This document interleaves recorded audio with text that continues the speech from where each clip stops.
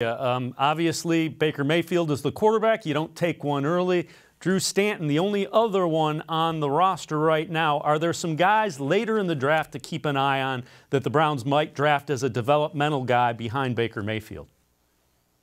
Yeah, this is a fun topic because it's going to be interesting to see whether the Browns view Drew Stanton, their backup right now, who didn't dress for many games last year, view him as the actual backup. I don't know whether they view that. He was sort of a coach on the sideline in street clothes, helping Mayfield out between series.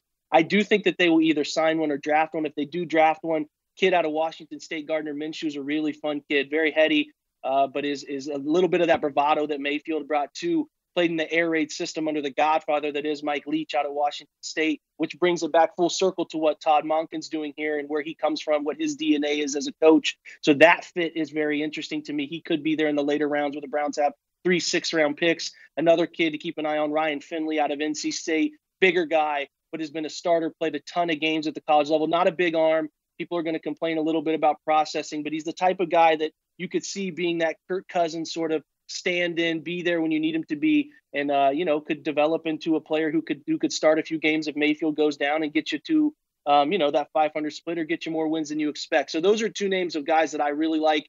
Think that they could be an option. Easton Stick, the kid too out of North Dakota State, where Carson Wentz played too, is another name to keep an eye on. Had a really good combine. But those are just those 3 guys are people that if they do draft a late quarterback, I would think could come into play for them.